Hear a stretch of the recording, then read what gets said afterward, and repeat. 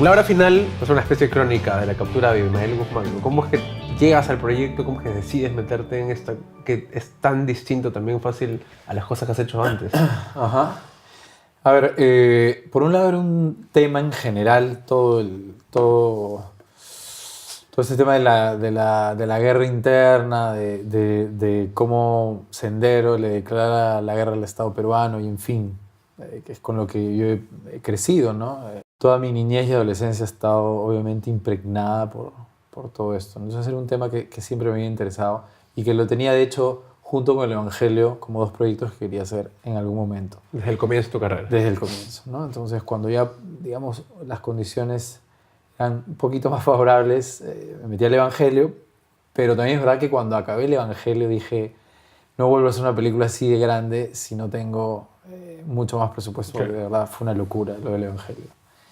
Y terminé efectivamente esto que fue aún más fuerte, ¿no? Porque por un lado tenía el tema de que la ciudad ya era absolutamente distinta. O sea, Lima, entonces encontrar las calles justas, ya, uno las podía encontrar en ciertos distritos, en ciertos barrios, pero era muy difícil controlar los fondos. Claro. Tuve que tener una callecita perfecta en Breña, pero a 2 cuadras había una avenida donde pasaba una 4x4 Claro. y no me servía, o pasaba el Metropolitano, en el centro, etcétera. Claro, esa época es más complicado por eso y muchas cosas más, ¿no? Vestuario y también. subes la cámara y tienes un panel de una marca de telefonía. No nos imaginamos lo complejo que era. O sea, realmente fue duro. Pero volviendo un poco a la pregunta, junto con el Evangelio eran 2 temas, ¿no? Ahora, dentro de las 1001 caminos para entrar imagínate, a todo este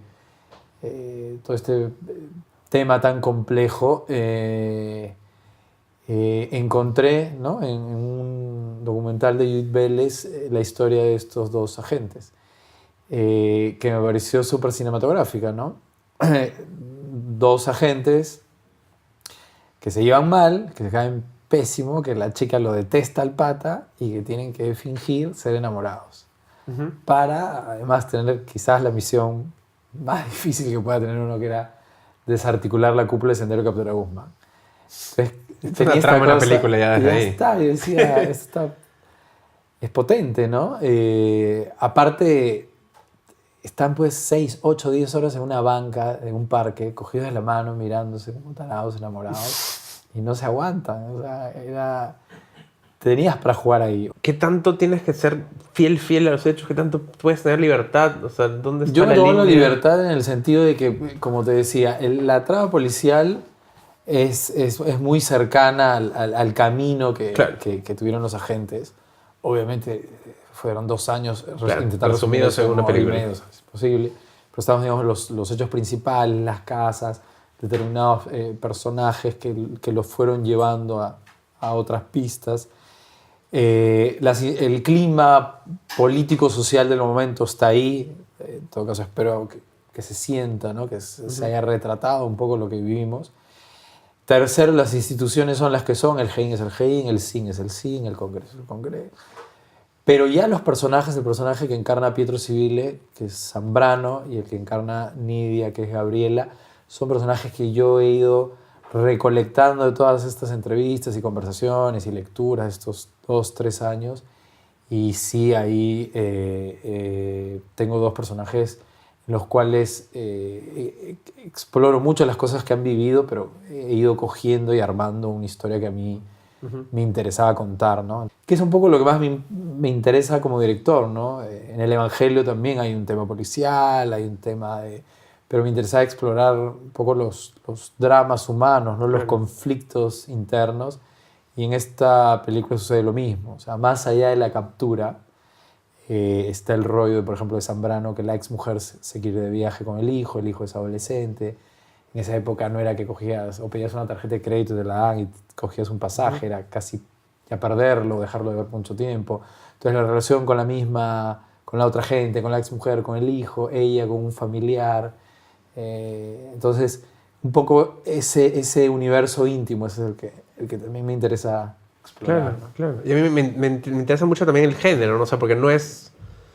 Claro, quizás la guerra puede ser retratada más como los conflictos reales, los conflictos armados, pero o sea, esto es como las películas de Guerra Fría, ¿no? Hay todo un tema de espionaje, hay todo un tema de cosas que sucedieron que quizás mucha gente no se terminó de enterar, o cosas que no tienen que ver con batallas, sino precisamente, como tú dices, estar sentados en una banca simulando una relación, ¿no? O sea, ¿cómo te alimentaste del lenguaje cinematográfico para este tipo de película que es, ¿no? Claro, es un poco lo que dices, ¿no? Porque no hay, digamos, hay momentos de producción, Sí, hay claro, enfrentamientos evidentemente. directos y puntuales, pero, pero yo jugué a algo que me acuerdo de chico, lo tenía muy presente y que creo que hemos crecido con eso. El hecho de que Abimael era este demonio, Claro, escurridizo, esta de la especie sombra. de sombra Claro. en la que tú sentías, ¿no? En un momento en la película, ¿no? El personaje Pietro dice, no sabemos si está vivo, está muerto, está perdido en un pueblito desde donde dirige la guerra, está en el extranjero, de hecho no se sabía. Yo me acuerdo haber visto en el archivo de Caretas Identikits por más de una década y cada uno más diferente que el otro que se han ido dibujando en base a escuchas, Ujú. ¿no?